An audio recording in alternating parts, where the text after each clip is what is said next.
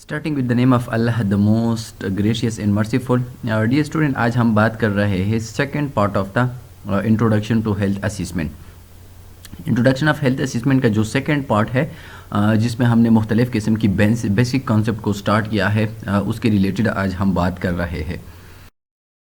Purpose of assessment यानी हम assessment क्यों करते हैं, what's the need of assessment, assessment की नीड्स क्या है, असिसमेंट की इंपॉर्टेंस क्या है, या असिसमेंट की पर्पस क्या है। यानी हम असिसमेंट जो है वो क्यों करते हैं, एक पेशेंट को हम क्यों असिस करते हैं। To collect data relevant to the patient health status to identify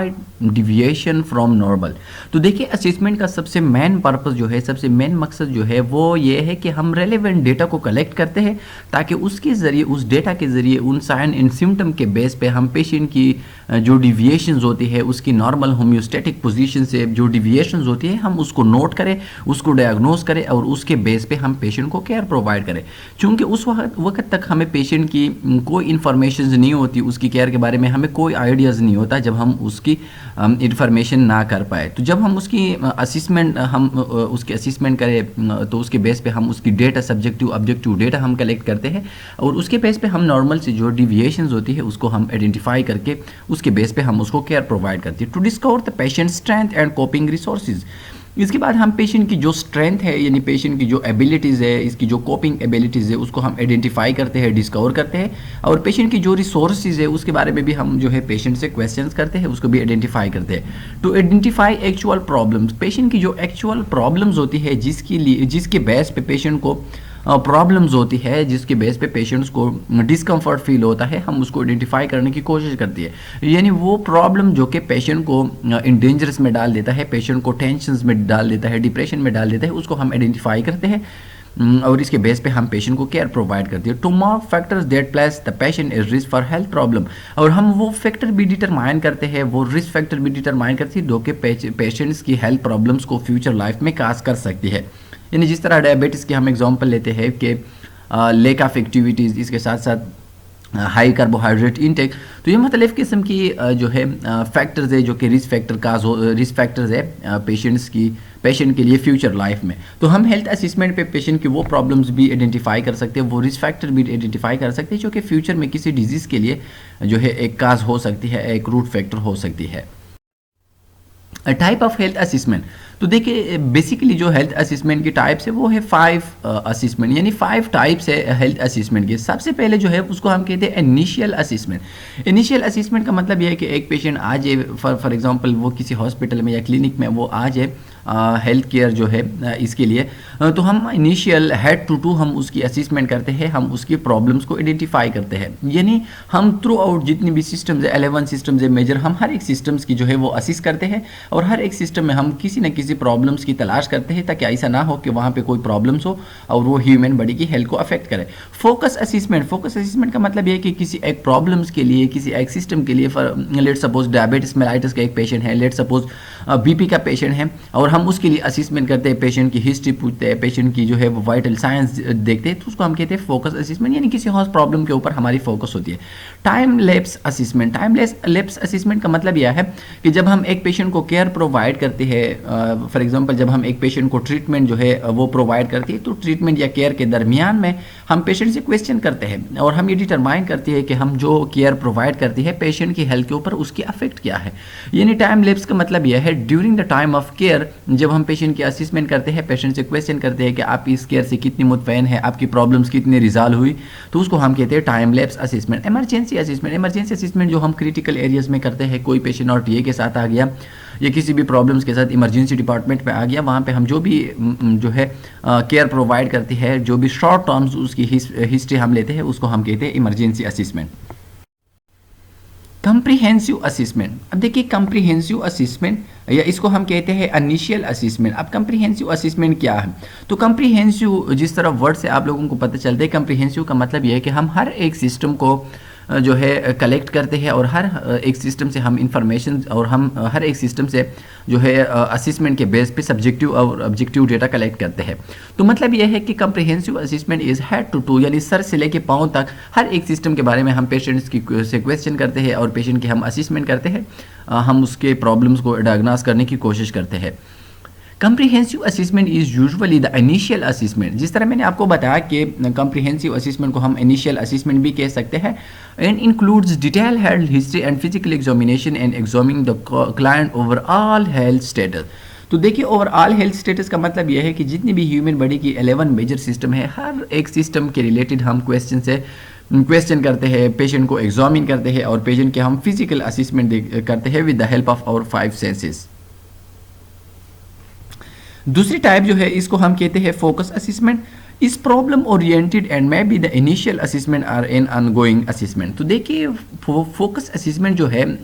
ये प्रॉब्लम्स ओरिएंटेड होती है। अब देखिए, ये इनिशियल असेसमेंट भी हो सकती है। फॉर एग्जांपल, एक बंदा फर्स्ट टाइम पे आ गया और वो आपको बता दे कि मुझे जो है वो हाई ब्लड प्रेशर से मुझे डिजीनेस फील हो रहा है या मुझे कोई प्रॉब्लम्स है। तो अगर आप उस प्रॉब्लम के बेस पे स्पेसिफिक उससे क्वेश्चन करें तो उसको हम कहते हैं फोकस असेसमेंट। और फोकस असेसमेंट ऑनगोइंग असेसमेंट भी है, यानी टाइम के बेस पे जिस तरह हम पेशेंट को फॉलो अप के लिए बुलाते हैं कि आपने for example let suppose 1 week के बाद या 1 मंथ के बाद आपने आना है दोबारा जो है असेसमेंट के लिए। तो इसको भी हम कहते हैं फोकस असेसमेंट, क्योंकि जब वो दोबारा विजिट करते हैं तो हम उस स्पेसिफिक प्रॉब्लम्स को दोबारा देखते हैं और उसकी असेसमेंट करते हैं और पेशेंट की जो रिकवरी होती है और पेशेंट की जो कॉम्प्लिकेशन होती है उसको हम डायग्नोस करने की कोशिश करते हैं। तो उसको हम कहते हैं फोकस असेसमेंट। यानी ये इनिशियल भी हो सकती है अगर एक स्पेसिफिक प्रॉब्लम के रिलेटेड है, और ये टाइम टू टाइम भी हो सकता है। Initial assessment. An initial assessment, also called an admission assessment, is performed when the client enters a ward through OPD. तो देखिए, इनिशियल असेसमेंट या इसको हम कहते हैं एडमिशन असेसमेंट। तो देखिए, आप लोगों ने अक्सर देखो कि जो जिसने भी हॉस्पिटल में ड्यूटी की होगी उसको पता होगा कि जब कोई पेशेंट इनिशियल टाइम पे हॉस्पिटल में एंटर्स होता है तो हम उससे कंप्लीट उसकी जो है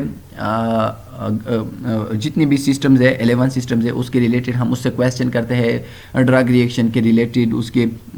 डिफरेंट यूरिनरी सिस्टम के, डाइजेस्टिव सिस्टम के, रिस्पायरेटरी सिस्टम, हम हर एक सिस्टम के रिलेटेड उसे क्वेश्चन करते हैं। और अगर कोई वहाँ पे प्रॉब्लम्स हो तो हम उस प्रॉब्लम्स को जो है वो अच्छी तरीके से हम उसको नोट करने की कोशिश करते हैं।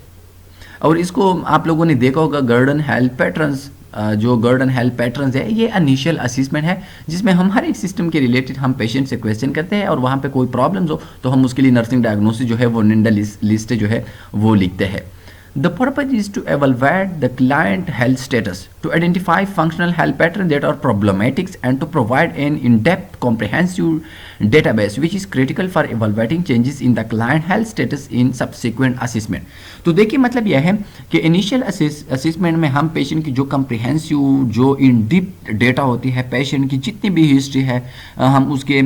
परदादा, हम उसके ओल्ड जितने भी उसकी हिस्ट्रीज होती है, फैमिलीज हिस्ट्री, उसके रेसेंट हिस्ट्री, उसकी ड्रग हिस्ट्री, जितनी भी हिस्ट्रीज होती है, जितनी भी सिस्टम्स है गर्डन हेल्थ पैटर्न में आप लोगों ने देखे होंगे, हम हर एक सिस्टम के रिलेटेड उससे क्वेश्चन करते हैं और ये क्वेश्चन फ्यूचर ट्रीटमेंट के लिए ये एक बेस प्रोवाइड करती है, ये एक डेटाबेस है और इसके बेस पे हम फ्यूचर जितनी भी ट्रीटमेंट है, केयर है, हम उसको प्लान करते हैं। फंक्शनल हेल्थ पैटर्न, यानी फंक्शनल हेल्थ पैटर्न क्या है? तो आप लोगों ने देखे होंगे, जिस तरह मैंने आपको बता दिया गर्डन हेल्थ पैटर्न। तो Gordon health pattern it's a functional health pattern है। तो फंक्शनल हेल्थ पैटर्न का मतलब यह है कि जितने 11 सिस्टम है जो कि यहाँ पे जो है वो डिटेल के साथ एक्सप्लेन किया गया है, हम हर एक सिस्टम के रिलेटेड हम पेशेंट से क्वेश्चन करते हैं और पेशेंट की प्रॉब्लम्स को जो है हम आइडेंटिफाई करते हैं। तो सबसे पहले जो गर्डन हेल्थ पैटर्न में है वो है health perception and management. Patient से हम क्वेश्चन करते हैं कि वो हेल्थ को कितना जो है वो इम्पोर्टेंस लेता है और अगर उसको कोई प्रॉब्लम्स आ जाए तो वो किस तरह उसको मैनेज करते हैं। तो इसके ज़रिए हम पेशेंट की परसेप्शंस को देखते हैं, पेशेंट की कोपिंग, उसकी जितनी भी एबिलिटीज़ होती है उसको हम देखते हैं। दूसरी है न्यूट्रिशनल मेटाबॉलिक्स। न्यूट्रिशनल मेटाबॉलिक्स के रिलेटेड हम पेशेंट की न्यूट्रिशनल हिस्ट्री मालूम करते हैं कि उसको कोई लाइक डिसलाइक तो नहीं है, वो कौन सा चीज़ एक्सेस में लेते हैं, कौन सी चीज़ को वो जो है वो बहुत ज़्यादा इग्नोर करता है। इस तरह एलिमिनेशन पैटर्न, पेशेंट की 24 आवर में वो कितनी जो है दफ़ा यूरिन पास कर लेते हैं, स्टूल कितनी दफ़ा पास करती है, वहाँ पे कोई प्रॉब्लम्स तो नहीं है, कोई जो है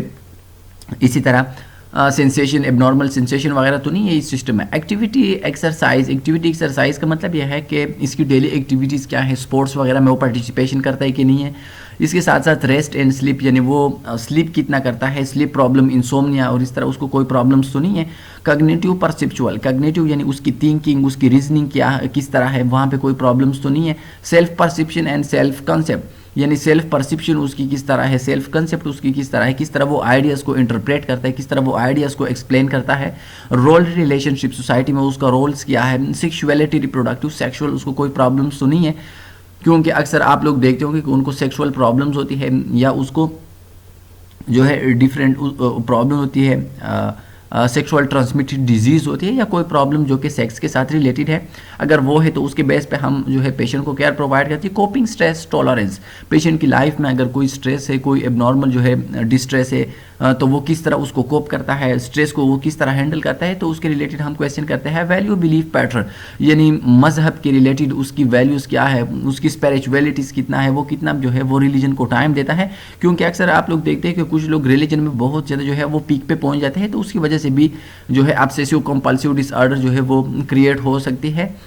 तो हम ये जितने भी पैटर्न्स है हम इसके रिलेटेड, ये जितने भी फंक्शंस है जो कि डेली एक्टिविटीज़ के साथ रिलेटेड है, एक होम्योस्टेटिक्स जो है फिजियोलॉजी के साथ रिलेटेड है, तो हम इसके रिलेटेड पेशेंट से क्वेश्चन करते हैं, और अगर उनमें कोई भी प्रॉब्लम्स आइडेंटिफाई हो गया तो हम उसके बेस पे पेशेंट को केयर प्रोवाइड करते हैं, और इसको हम कहते हैं फंक्शनल हेल्थ पैटर्न, जो कि आप लोग देखते हैं, आप लोग क्लिनिकल में पेशेंट से हिस्ट्री लेते हैं इस फंक्शनल हेल्थ पैटर्न के बेस पे।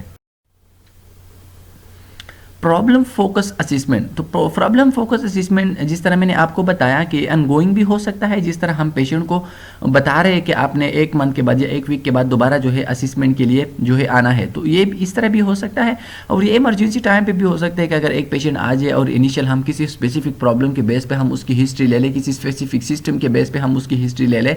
तो ये भी हो सकता है। A problem focus assessment collect data about a problem that has already been identify. तो देखिए, या तो एक प्रॉब्लम पहले से आइडेंटिफाइड होती है, जिस तरह आप लोग देखते हैं कि कुछ पेशेंट की प्रीवियस हिस्ट्री होती है डायबिटिस मेलाइटिस की, कुछ पेशेंट की हाइपरटेंशन की, कुछ पेशेंट की अर्थराइटिस की, या कोई भी स्पेसिफिक प्रॉब्लम्स होती है, तो वो डॉक्यूमेंट उसके पास होते हैं, और जब भी वो दोबारा विजिट्स के लिए आता है तो डॉक्टर या कोई भी नर्स हो वो पहले उसके ओल्ड जितनी भी डॉक्यूमेंट्स होती है उसको देखते हैं और उसके बेस पे उसकी दोबारा असेसमेंट करती है। तो देखिए, ये किसी प्रॉब्लम के साथ ये स्पेसिफिक होती है। This type of assessment has a narrower or scope and a shorter time frame than the initial assessment. तो देखिए, इसका मतलब यह है कि इसकी स्कोप जो है ये कम है, क्योंकि इसकी इंपॉर्टेंट बहुत ज़्यादा है, और इसकी जो टाइम रिक्वायर्ड है, इसके लिए जो टाइम रिक्वायर्ड है as compare to initial assessment, ये बहुत ज़्यादा कम है। यानी इनिशियल असेसमेंट हम हर एक सिस्टम के बारे में हम पेशेंट से क्वेश्चन करते हैं, लेकिन प्रॉब्लम फोकस असेसमेंट में हम किसी स्पेसिफिक प्रॉब्लम्स के लिए हम पेशेंट से जो है वो क्वेश्चन करते हैं और उसकी असेसमेंट करते हैं। In problem focus assessment nurse determine whatever the problem still exist and whatever the status of the patient has change. तो देखिए, जिस तरह मैंने आपको बताया कि लेट सपोज एक पेशेंट है, वो डायबिटीज़ के साथ है या हार्ट प्रॉब्लम के साथ है, जब वो दोबारा विजिट के लिए आता है तो हम देखते हैं कि उसकी जो प्रीवियस प्रॉब्लम थी वो कितना जो है वो ठीक हो गया है, उसमें कितनी इंप्रूवमेंट्स आ गया है, या वो वर्सन तो नहीं हुआ या रिजॉल्व हुआ है। तो हम ये देखते हैं कि उसकी प्रॉब्लम जो है उसकी हेल्थ की जो स्टेटस है वो इंक्रीज़ हो गया है, उसकी जो प्रॉब्लम है वो मज़ीद सीवियर तो नहीं हो गया, या इसकी जो प्रॉब्लम है वो सॉल्व हो गया है कि नहीं है। तो हम सिर्फ इसमें ये देखते हैं। This assessment also include the appraisal of any new ignored or misdiagnose problem. तो इसमें हम किसी न्यू डायग्नोज प्रॉब्लम को भी देख सकते हैं, और इस तरह लेट सपोज अगर एक प्रॉब्लम के साथ एक पेशेंट एग्जिस्ट करता है, तो अगर वो कुछ टाइम के बाद दोबारा आ जाए तो हम देखते हैं कि उस प्रॉब्लम के साथ कोई जो है कॉम्प्लिकेशन तो एराइज नहीं हुई। जिस तरह डायबिटीज़ पेशेंट के साथ लेटर जब उसकी कॉम्प्लिकेशंस आ जाती है तो उसमें नेफ्रोपैथी, रेटिनोपैथी, तो मुख्तलिफ किस्म के प्रॉब्लम जो है ये इसके साथ डायग्नोज हो सकते हैं। In intensive care unit problem focus assessment में be performs every few moments. तो देखिए, जितनी भी इंटेंसिव केयर यूनिट्स होते हैं, जिसमें CCUs है, कोरोनरी केयर यूनिट्स है, ICUs है, इंटेंसिव केयर यूनिट्स है, MICUs है, मेडिकल इंटेंसिव केयर यूनिट्स है, SICUs है, जिसको हम कहते हैं सर्जिकल इंटेंसिव केयर यूनिट। तो वहाँ पे जो है हम टाइम टू टाइम उसके मॉनिटर्स को देखते हैं, उसके वेंट्स को देखते हैं, उसके कार्डियक मॉनिटर को देखते हैं, और हम टाइम टू टाइम उसकी असेसमेंट करते हैं, ताकि अगर कोई चेंजेस आ जाए और हम उसको करेक्ट टाइम पे हम उसको ट्रीट करें। Time lapse assessment are ongoing assessment. Time lapse assessment, another type of assessment, takes place after the initial assessment to evaluate any changing in the client functional health. तो जिस तरह मैंने आपको बताया कि जब हम एक पेशेंट की इनिशियल असेसमेंट करें, तो इनिशियल असेसमेंट में हम पेशेंट के लिए जो प्लान बना ले, तो इस प्लान को हम टाइम टू टाइम इवैल्यूएट करते हैं। चूँकि कुछ प्लान जो है वो प्रोलॉन्ग टाइम्स के लिए होते हैं, तो हम इस दरमियान में भी जो है हम पेशेंट की असिस्मेंट करते हैं और हम ये देखते हैं कि हम जो प्लान पेशेंट के ऊपर इम्प्लीमेंट करते हैं वो पेशेंट के लिए बेनिफिट है कि नहीं है, उसके पेशेंट के ऊपर कोई पॉजिटिव कंसिक्वेंसेस है कि नहीं है। तो हम इसको देखने के लिए टाइम लैप्स असिस्मेंट या ऑनगोइंग असिस्मेंट हम जो है वो सेट करते हैं। Nurse perform time lap assessment when substantial period of time have elapsed between assessment, periodic output, patient client visit, home health visits, health and development screening. तो मतलब यह है कि टाइम लैप्स असिस्मेंट का मतलब यह है कि ये हम करते हैं टाइम टू टाइम, और इसकी जो इंपॉर्टेंस ये है कि हम पीरियाडिक आउटपुट्स भी हमें पता चल जाता है। पीरियाडिक आउटपुट्स का मतलब यह है कि टाइम टू टाइम पेशेंट की कितनी आउटपुट है, उसकी प्रॉब्लम डिजॉल्व होती है कि नहीं है। इसके साथ साथ पेशेंट क्लिनिक विजिट्स, पेशेंट जो क्लिनिक में आता है तो मोस्टली हम उसकी फोकस असिस्मेंट करते हैं, क्योंकि क्लिनिक में इतनी टाइम्स नहीं होती कि हेड टू उसकी असिस्मेंट किया जाए। होम हेल्थ विजिट्स, इस तरह जब कोई health care provider home visit करता है तो वहाँ पे भी वो किसी स्पेसिफिक प्रॉब्लम के बेस पे वो जो है उनको केयर प्रोवाइड करते हैं, उनकी असिस्मेंट करते हैं, क्योंकि बहुत ज़्यादा पॉपुलेशन होती है और हर एक पेशेंट की आप हेड टू असिस्मेंट नहीं करते। हेल्थ एंड डेवलपमेंट स्क्रीनिंग, और इस तरह हेल्थ और डेवलपमेंट स्क्रीनिंग यानी किसी प्रॉब्लम्स के बेस पे आप उसकी स्क्रीनिंग भी कर सकते हैं, उसके डायग्नोस्टिक टेस्ट भी आप उसकी कर सकते हैं। Emergency assessment. Emergency assessment take place in life-threatening situation in which the preservation of life is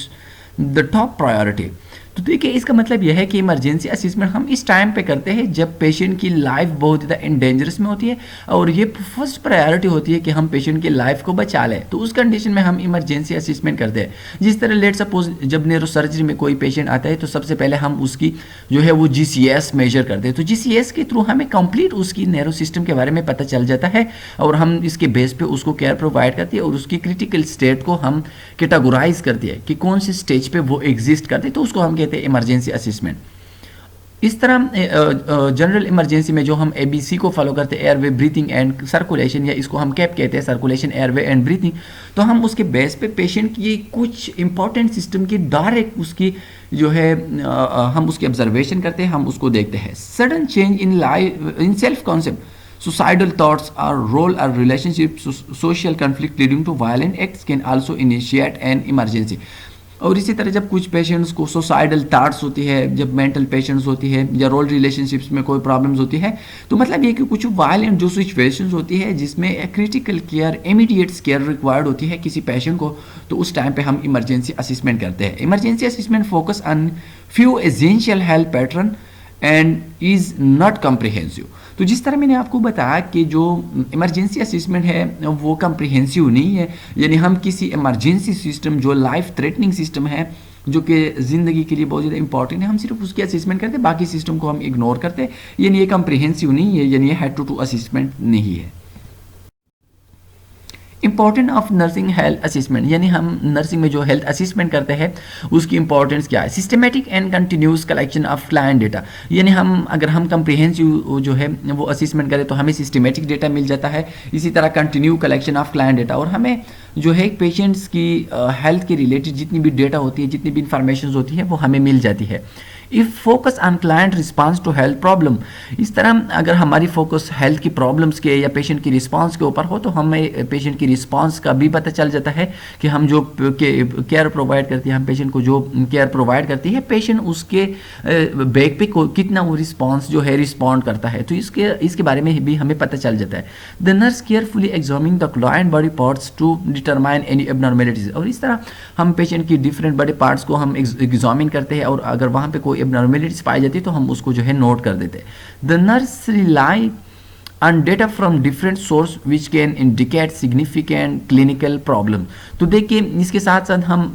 different data उसको भी हम जो है इसके ऊपर भी हम रिलाई करते हैं, उसके भी ऊपर भी हम यकीन रखते हैं। जो डेटा हमें लैब से हासिल होती है, जो डेटा हमें डिफरेंट डिपार्टमेंट से हासिल होती है, तो उसके बेस पे भी हम अपनी असिस्मेंट को जो है वो इंक्रीज कर सकते हैं, असिस्मेंट को हम जो है दोबारा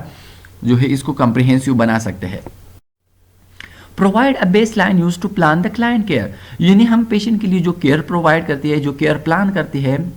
उसके बेस पे हम उसके लिए जो नर्सिंग प्रोसेस उसके ऊपर जो है इम्प्लीमेंट करते हैं। तो उसके लिए ज़रूरी है कि हमें पेशेंट की बेस लाइन डेटा के बारे में हमें पता हो, यानी पेशेंट की अगर प्रॉब्लम्स के बारे में हमें पता नहीं है तो हम किस तरह उसको केयर प्रोवाइड कर सकते हो। सारी बात है पेशेंट की प्रॉब्लम के बेस पे ही आप जाके केयर प्रोवाइड कर सकते हैं। Help the nurse to diagnose client problem and the intervention, और इसके ऊपर हम पेशेंट्स की जो डायग्नोस होती है, पेशेंट की जो प्रॉब्लम्स होती है वो भी डायग्नोस कर सकते हैं और पेशेंट को हम इंटरवेंशन भी प्रोवाइड कर सकते हैं। Complete health assessment involves a more detailed review of client condition, यानी इसके जरिए अगर हम कंप्लीट हेल्थ असेसमेंट करते हैं तो हमें पेशेंट की जितने भी मेजर सिस्टम्स है उसके डिटेल के बारे में हमने उसकी हिस्ट्री लेनी है। Health assessment influence the choice of therapies and client response, और हेल्थ असेसमेंट के बेस पे हम गाइड करते हैं, हम ये डिटरमाइन करते हैं कि पेशेंट को हमने कौन सी थेरापी स्टार्ट करनी है, और इसके ज़रिए ही हमें पता चल जाता है कि पेशेंट